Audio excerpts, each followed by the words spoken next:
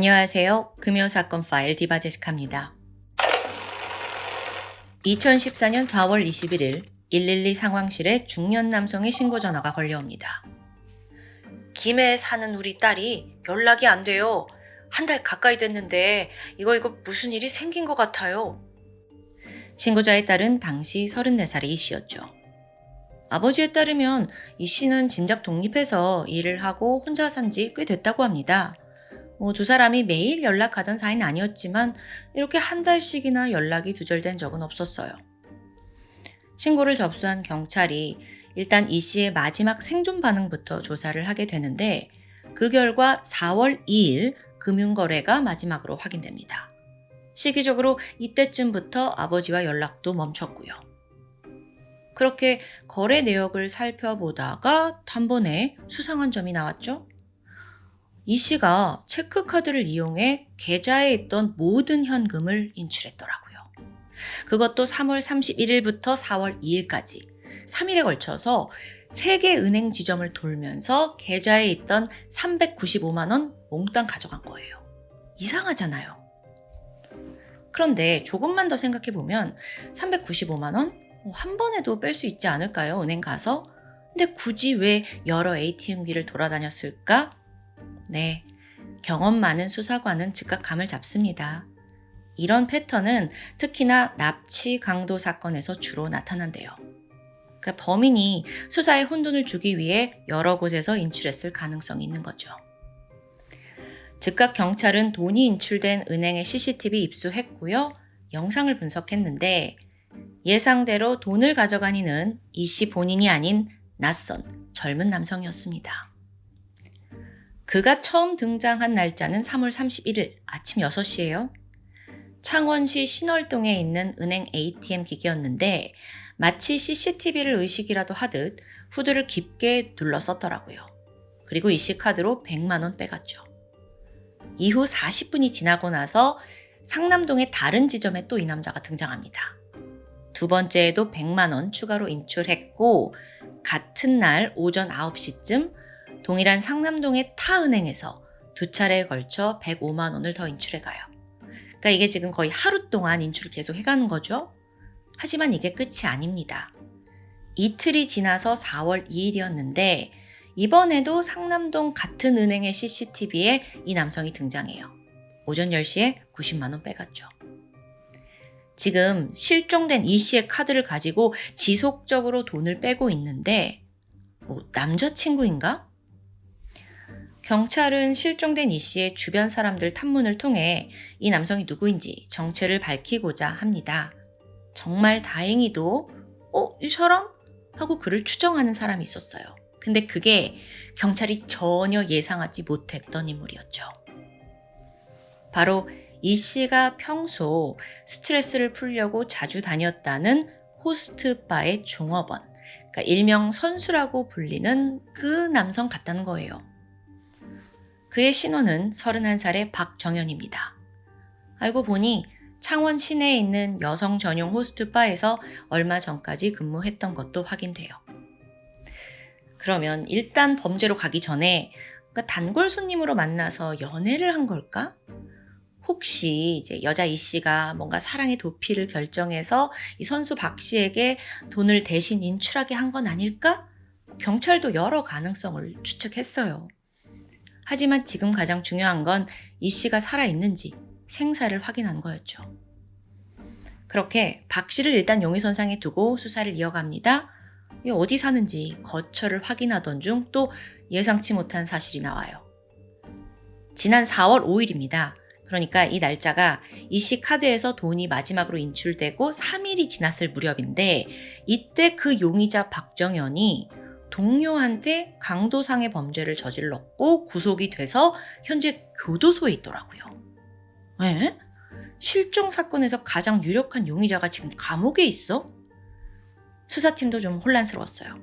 그래서 일단은 수감되어 있는 마산교도소, 현재는 창원교도소인데 거길 빠르게 찾아가서 접견을 신청했죠. 얼굴을 맞이한 박 씨는 당신 그 손님이던 이 씨 실종된 거 아니야? 묻자마자 펄펄 뛰면서 난 아무 관련이 없다. 강력히 부인합니다. 그러면서 하는 말이 그 누나가 단골 손님이긴 해도 제가 따로 만난 적은 한 번도 없어요. 이러는 거예요. 이때 경찰이 슬그머니 그 CCTV를 들이밀었죠. 근데 이게 사실 후드를 좀 둘러쓰고 있었잖아요. 그러니까 지인이 추정을 했을 뿐 이게 딱 박 씨다라는 건 아니었거든요. 그러니까 박 씨 또한 이 남자 나 아니다 주장하는 겁니다. 거기에 더해 이 씨가 실종된 날로 추정되는 3월 31일 날 자기는 동거하는 여자친구랑 오피스텔 자택에 머물러 있었다라고 명확한 알리바이까지 제시해요.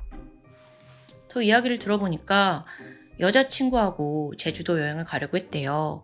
근데 경비가 없어서 같이 일하던 동료한테 돈을 뺏으려다가 지금 이렇게 구속이 된 상황이었죠. 자, 당시 경찰로서는 그 CCTV에 찍힌 흐릿한 얼굴 외에는 이렇다 할 증거는 확보하지 못한 상황입니다. 그러니까 박 씨가 의심스럽긴 한데 더 이상의 추궁은 좀 불가능해요. 그렇다 해도 돈이 처음 인출됐던 3월 31일에서 마지막 금액 거래일이었던 4월 2일까지 이 박 씨가 뭘 했는지, 정말 여자친구와 오피스텔에만 있었는지는 사실 확인해야 되잖아요. 그래서 그 오피스텔 CCTV를 입수해서 분석에 들어갔죠. 근데 거짓말이 너무 쉽게 드러납니다. 박 씨가 3월 30일 저녁부터 4월 2일 사이 몇 차례 들락날락 외출을 한 게 그냥 뻔히 확인이 돼요. 그래. 사람이 밥을 먹으러 나갔을 수도 있고 친구를 만날 수 있어요. 외출할 수 있죠. 근데 정말 수상한 게 없었을까요? 영상에서 보인 그의 행적을 자세히 살피던 경찰의 눈에 수상한 점이 들어옵니다. 주차장에서 차를 몰고 오피스텔을 빠져나가요. 그런데 이 사람 차가 있었나? 당시 그는 자기 차를 저당이 잡혔어요. 그만큼 금전적인 문제를 겪고 있던 사람이죠. 그럼 이건 누구 차야? 얼마 안 가 수사팀은 평소 그가 렌트카를 빌려서 몰았다는 걸 확인합니다. 차 수소문해서 남아있는 GPS 기록 봤죠. 여기서 또 한 번 이 사람의 거짓말이 탄로납니다. 그 4월 5일 동료한테 강도상해 저질러서 구속된 거잖아요. 그 전까지 그 의심스러운 기간 동안 수차례에 걸쳐 이동을 했더라고요. 근데 그 중에서도 가장 수상했던 건 4월 1일입니다. 뜬금없이 충북 영동으로 향했어요. 거주지에서도 꽤 거리가 있는 곳인데 왜 갔을까? 분명 여기에 이유가 있는 거예요. 경찰이 다시 이 씨가 있는 교도소를 찾아가서 접견을 합니다. 그리고 은근슬쩍 충북 영동에 친구가 있나 봐? 하필 왜 그 시점에 영동을 갔대? 라고 물어요. 이 질문에 박 씨의 눈빛이 흔들리는 걸 감지했죠. 하지만 여전히 그는 입을 꾹 다물어 버립니다. 그렇게 수사가 난항을 겪게 될 위기에 처하자 경찰은 일단 그 내비게이션에 찍혀있던 충북 영동군 양산면 수두리로 향했어요. 도착해 보니까 주변이 산으로 둘러싸여 있는 한적한 마을이더라고요. 여기에 왜 왔을까? 당시 수사팀은 정말 범인으로 빙의된 느낌으로 이 지역을 하나하나 돌면서 특이점이 있는 곳을 막 찾아다녀요. 만약에 범인이 이 씨를 살해했고 시신을 숨기려 했다면 분명 여기 중에서도 인적이 드문 곳을 찾았을 겁니다. 이런 날카로운 추측과 함께 순간 눈에 들어온 게 있어요. 마을 뒷산의 중턱에 있는 다 쓰러져가는 폐가 한 채였죠. 조심스럽게 폐가의 내부로 진입한 경찰은 기이한 가구 하나를 마주합니다. 방 안에 덩그러니 서 있는 장롱이에요. 그걸 살피던 형사가 직감적으로 이 장롱을 좀 옆쪽으로 밀어보거든요. 근데 아래 뭐가 있습니다. 가구를 드러내자 모두가 숨을 삼켰죠. 그 밑에 여성의 시신 한 구가 발견된 겁니다. 게다가 상태가 참혹했어요. 얼굴은 청테이프로 칭칭 감겨져 있고요. 목에는 끈으로 졸린 또렷한 자국이 남겨져 있었죠. 곧이어 이 아산으로 수사대가 수십 명 도착을 했고 시신은 국과수로 옮겨집니다. 머지않아 그 신원이 실종된 이 씨라는 게 확인됩니다. 즉각 형사님은 이 모든 증거를 가지고 다시 감옥에 있는 박 씨를 찾아갑니다. 야, 너 이거 봐라. 차량 렌트한 내역, 내비게이션에 남아있는 이동 경로, 그리고 충북 그 폐가에서 나온 시신까지. 하나하나 증거를 들이밀자 지금껏 아무 관련 없다던 박 씨의 어깨가 슬슬 좁아지는 듯 하더라고요. 사실상 더 이상 빠져나갈 곳이 없어요. 잠시 후 그가 고개를 푹 숙이더니 자백합니다. 아씨, 내가 진짜 완벽했는데 죄송합니다. 제가 그랬어요. 피해자 이 씨 그리고 호스트바 선수 박 씨, 이 두 사람 어떻게 얽혀있던 거였을까요? 몇 달 전이었습니다. 이 씨가 호스트바를 찾아와요. 거기서 만난 이 호스트들, 남성들이 마치 달콤한 연인이라도 된 듯 술을 따라주며 그녀를 유혹했죠. 결국 거기에 넘어간 이 씨가 어느덧 단골이 되고 점점 가게에서 상당한 술값을 치르게 됩니다. 그때 호스트로 일하던 박 씨, 선수 박 씨는 이 씨를 아주 VIP로 대접하면서 극진하게 모셨어요. 돈줄이니까요. 게다가 다른 이유도 있었죠. 당시 그는 사설 스포츠 도박에 빠져서 1억 원에 가까운 돈을 상신합니다. 업소에서 일을 하고 있긴 했지만 겨우 밥만 먹고 살 정도였고요. 차까지 저당 잡힐 정도로 돈 문제로 골치였어요. 게다가 여자친구와 동거 중인데 매달 그 생활비마저 제때 내지 못하는 신세입니다. 그러니까 나락으로 가고 있는 거예요. 그러다 보니 이젠 도저히 자기 힘으로 해결할 수 없을 것 같아요. 이때 떠오른 인물이 손님이자 누나 이 씨였죠. 아니, 그 여자는 그렇게 술값을 써대는데 현금이 많은가 봐. 사실 이 씨가 그렇게 돈이 많은 사람은 아닌데 그러니까 호스트바가 술값이 싼 곳이 아니잖아요. 그러니까 호스트 입장에서는 돈이 많을 거다 추정을 한 거죠.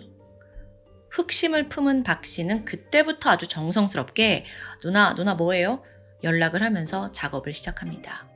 근데 이게 단순히 그들 세계에서 말하는 공사친다. 그러니까 여자를 이렇게 꼬셔가지고 원하는 돈을 얻어낸다를 공사친다라고 한대요.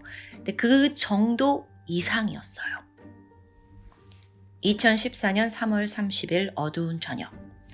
박정현은 드디어 누나 이 씨와 따로 만날 약속을 잡게 됩니다.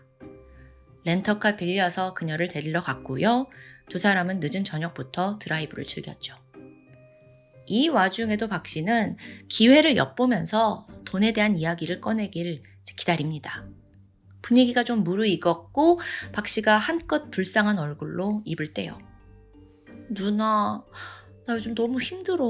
내 차 저당 잡힌 거 알지? 좀 도와주면 나 숨 좀 쉴 것 같은데. 이런저런 말로 동정심 유발하려고 한 거예요. 근데 이 씨가 생각보다 굳건합니다. 쉽사리 돈을 좀 빌려주겠다, 도와주겠다 말이 없어요.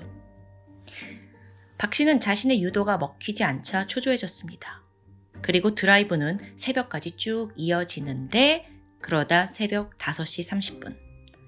박 씨가 갑자기 창원시 상남동에 있는 학교 주차장에 차를 세워요. 아무도 없는 한적한 곳이었죠. 그리고 분위기가 냉랭합니다. 뭔가 이상함을 느낀 이 씨가 너 여기 왜 왔어? 라고 물어요. 순간 박 씨가 본성을 드러내는데요. 자기 요구를, 돈을 들어주지 않았다라는 이유로 갑자기 이 씨의 머리를 세게 움켜쥐더니 그녀를 폭행합니다. 놀란 이 씨가 쓰러졌죠. 너무 갑작스러워요. 그래서 야, 너 왜 그래? 근데 이때 이미 눈빛이 반쯤 돌아버린 박 씨는 품에서 칼을 꺼내요. 그리고 준비해온 청테이프와 노끈으로 이 씨의 전신을 결박합니다. 이후 지갑 내놔. 체크카드 빼앗았어요. 자, 이 씨 입장에서는 정말 너무도 순식간에 목숨을 위협받는 그런 심각한 상황이에요. 패닉에 빠져 있고요. 막 울면서 살려만 달라 애걸합니다. 순순히 비밀번호도 알려줘요. 있는 돈 다 주겠다. 응, 가져가라. 나 살려만 달라.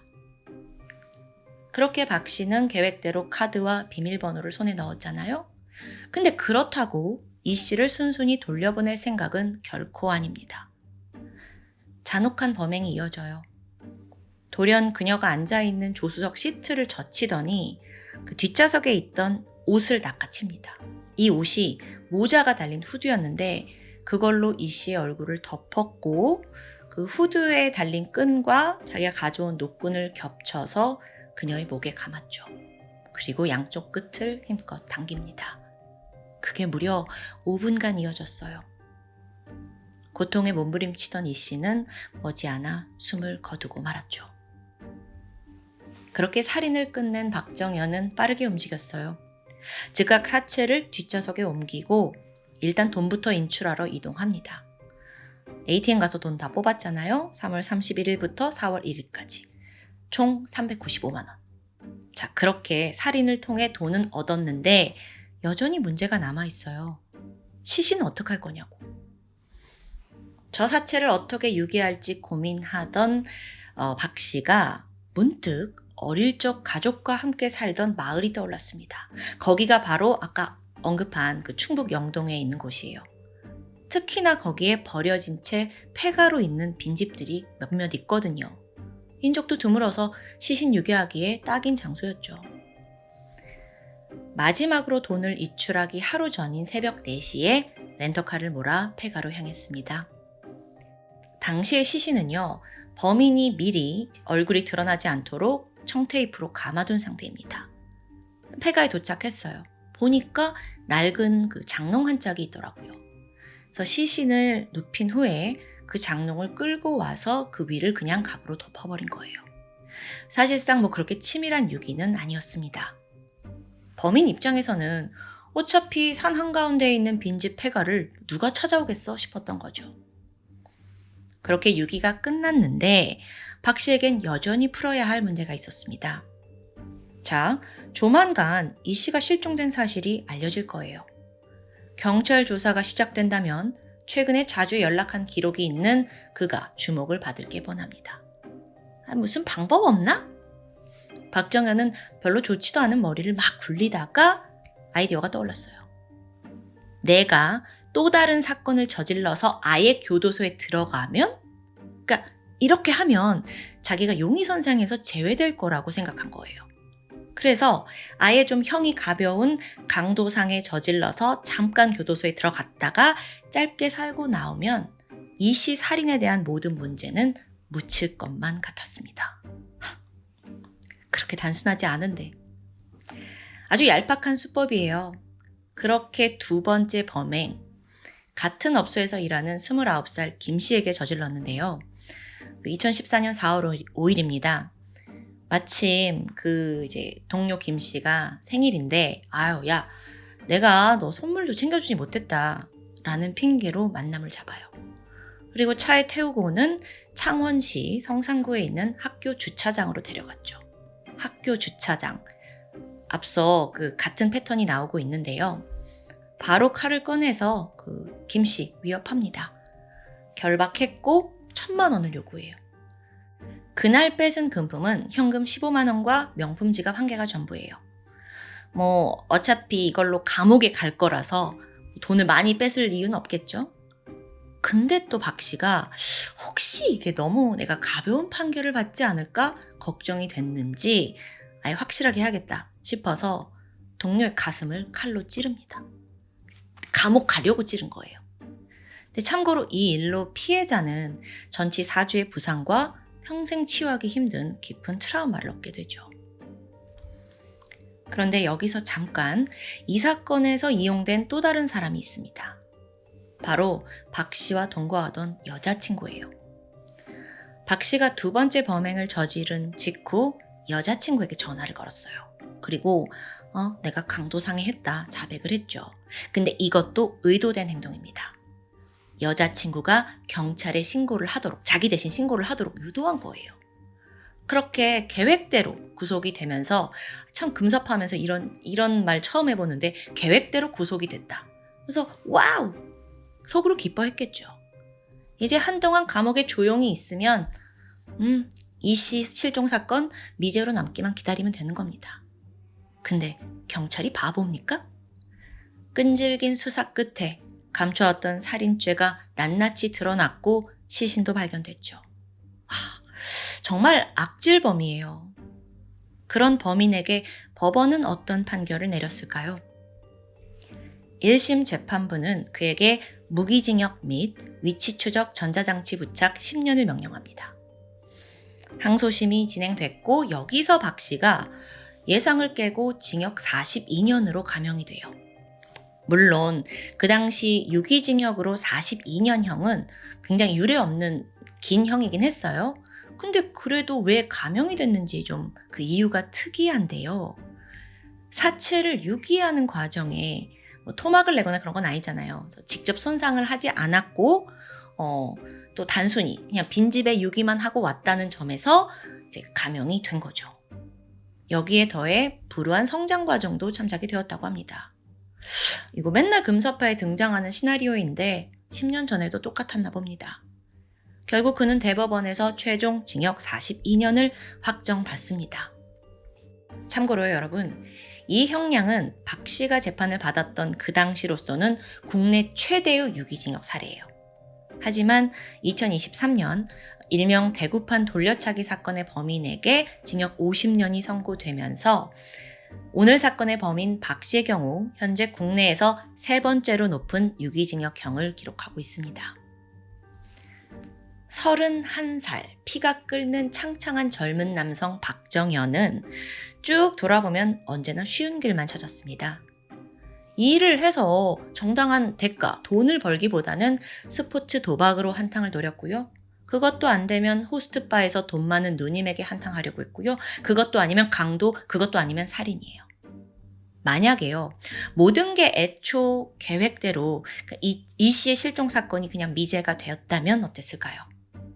강도 사건으로 한 몇 년 살다가 출소한 박정현은 참 세상 죄짓고도 살기 편해 자신만만했겠죠.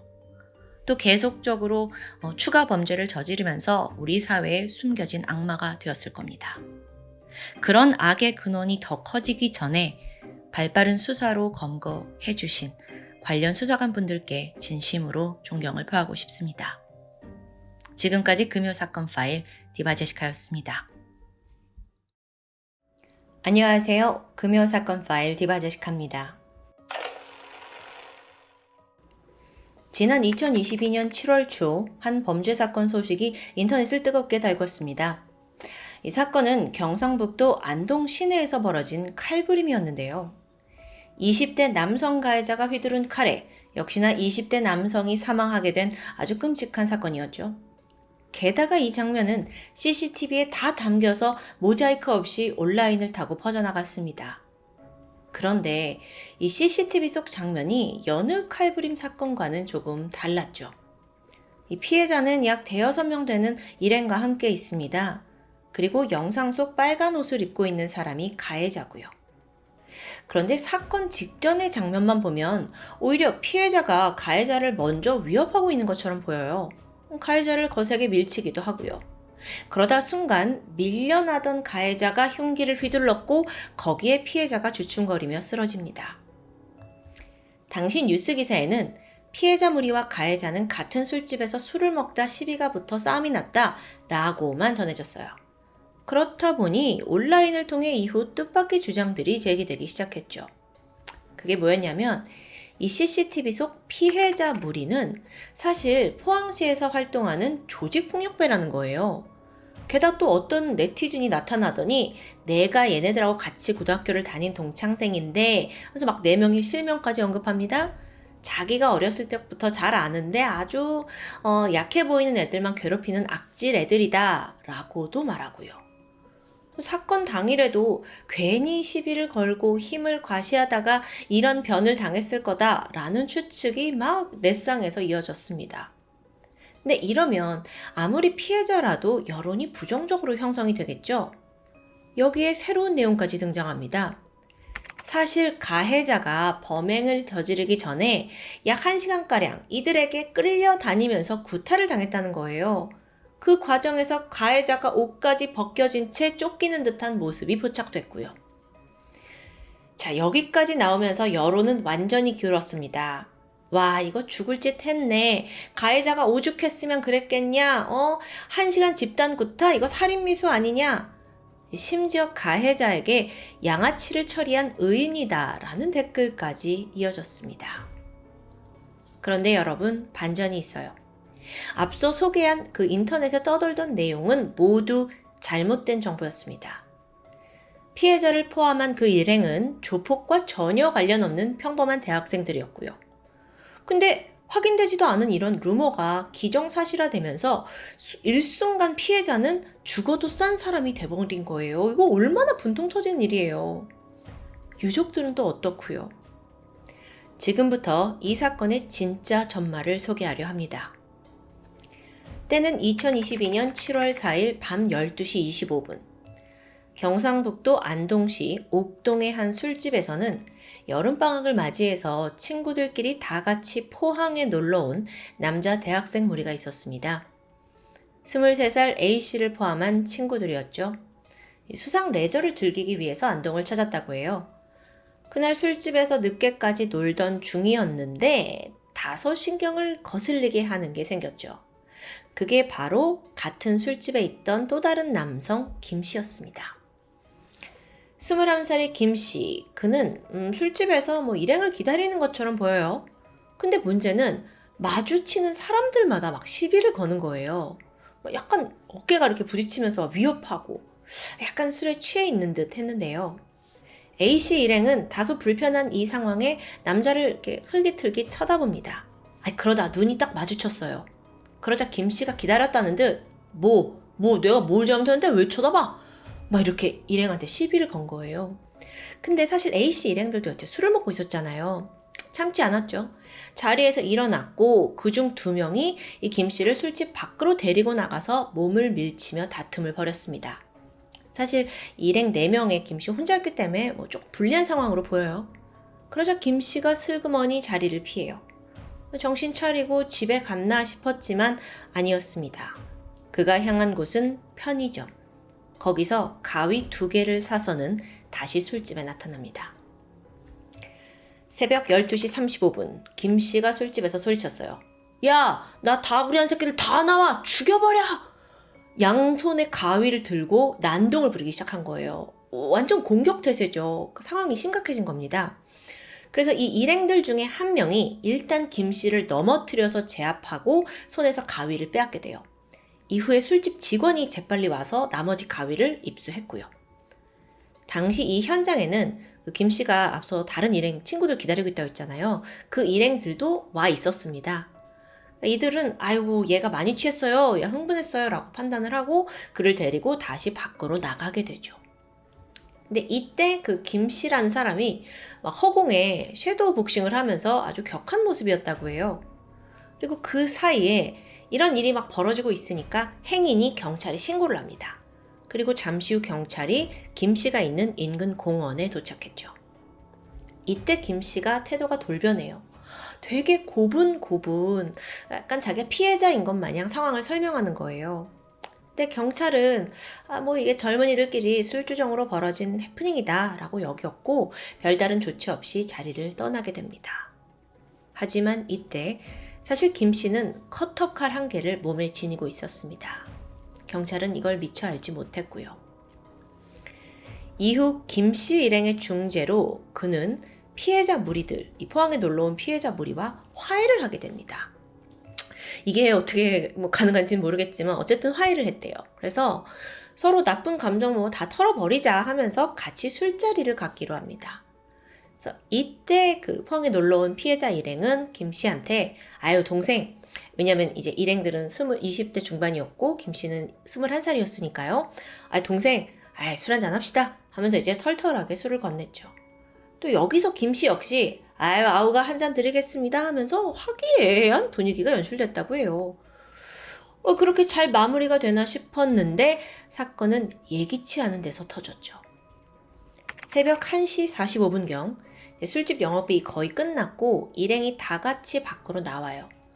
이때 몇 명은 담배를 피우거나 이야기를 하고 있었는데 마침 이때 그 김씨의 핸드폰이 따르릉 하고 울린 거예요. 모두가 있는 자리에서 그가 핸드폰을 받았죠. 그러면서 이런 말을 합니다.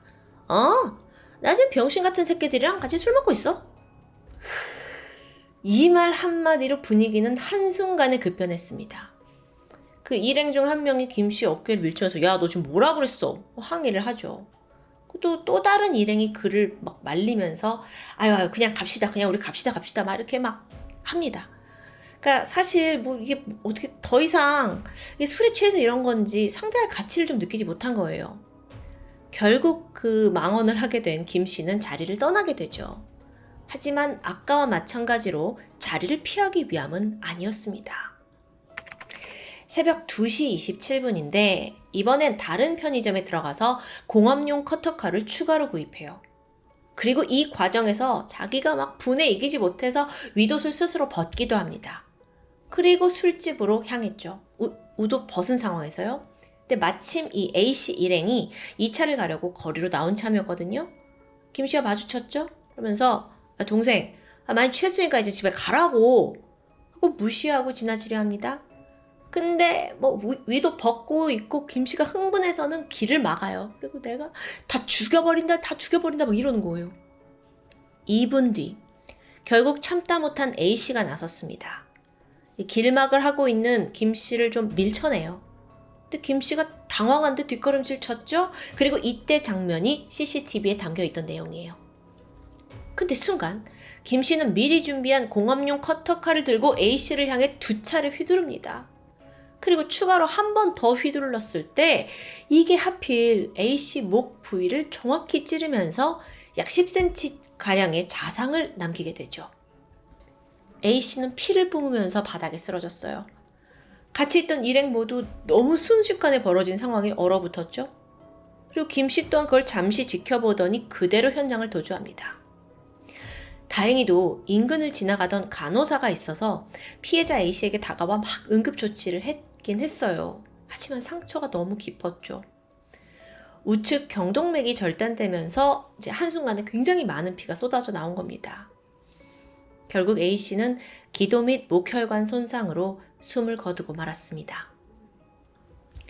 한편 범행을 저지른 김씨는 약 400m 정도 떨어진 근처 아파트 단지에서 경찰에 체포됩니다.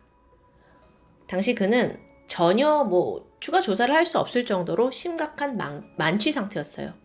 그러면서 자기는 기억이 나질 않는데요. 와, 진짜. 이 김씨 도대체 어떤 사람일까요? 그는 인근 정육점에서 일하면서 고기 해체 보조와 배달 일을 했다고 해요. 아무래도 칼에 좀 능숙했던 사람인 것 같죠? 그런데 이 신상이 알려지면서 사실 그 당시 또 다른 엉뚱한 피해자가 나왔는데요. 김 씨가 일했던 그 정육식당의 상호명이 노출됐거든요. 근데 그 식당의 둘째 아들이 김 씨라더라 라는 헛소문이 퍼져나간 겁니다. 그래서 실제 그 당사자가 아니 이런 루머로 인해 우리 가족과 내가 고통받고 있다 라고 호소하기도 했고요. 그런데 무엇보다 미치고 팔짝 뛰는 건 피해자의 유가족이었습니다. 자, 포항에 놀러갔던 대학생 아들 하루아침에 사망한 것도 모자라서 조폭으로 낙인 찍혔고 아무것도 모르는 사람들이 야, 너 죽을만 했다, 잘 죽었다 이런 소리를 하니까 너무 억울하고 울분 터지죠. 아니 그런데요. 애초에 어쩌다가 인터넷에 김씨가 그러니까 가해자 김씨가 1시간 넘게 끌려다녔다, 집단 폭행을 당했다 이런 루머가 퍼진 걸까요? 자, 그 원인을 보니까 경찰 조사 당시에 이게 가해자 김씨의 주장에서 나온 거더라고요. 이걸 최소한의 사실 확인도 없이 그 자극적인 내용만 부각시켜서 기사로 퍼져나갔던 거고요. 사람들은 뉴스에 이게 나오다 보니까 당연히 그게 사실인 줄 믿었던 거죠. 게다가 알고 보니 이 범인 김씨 또 다른 전적도 있었습니다. 워낙 충동적이고 폭력적인 성향이 있어서 여자친구한테 손찌검을 툭하면 했대요. 사건 4개월 전인 2022년 3월에도 공용 주차장에서 여자친구를 폭행하거든요. 근데 보다 못한 행인이 데이트 폭력으로 그 가해자를 신고합니다. 근데 이때 또 김씨가 격분해서 감히 너가 뭔데 나를 신고하냐 막 이 행인한테 정말 입에 담지도 못할 욕을 막 퍼부어요. 이걸로 또 모욕죄로 고소를 당했죠. 더구나 그는 미성년자 시절부터 여러 차례 소년보호 처분을 받았던 전적이 있습니다. 그러니까 여러분 문제를 일으키고 다니던 진짜 양아치는 이 가해자 김씨였던 거예요.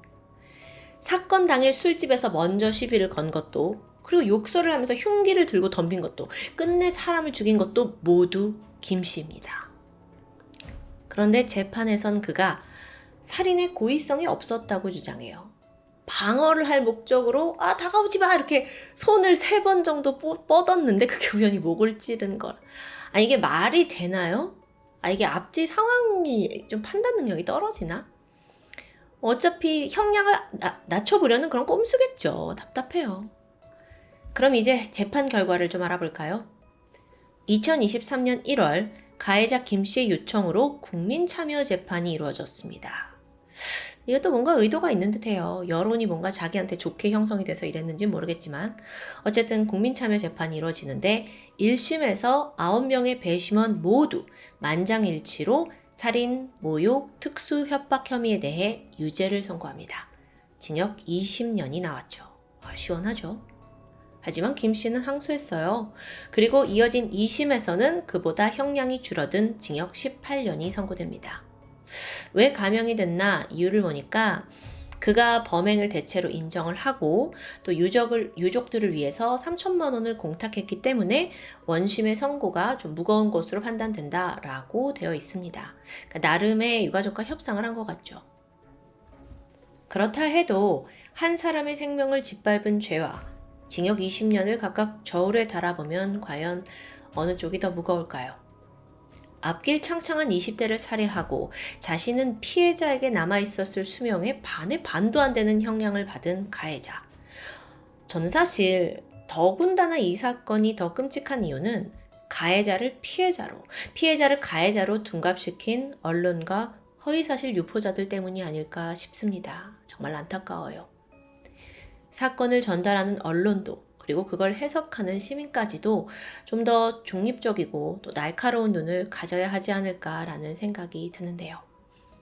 억울하게 숨진 A씨 피해자의 명복을 빌겠습니다. 지금까지 금요사건 파일 디바제시카입니다.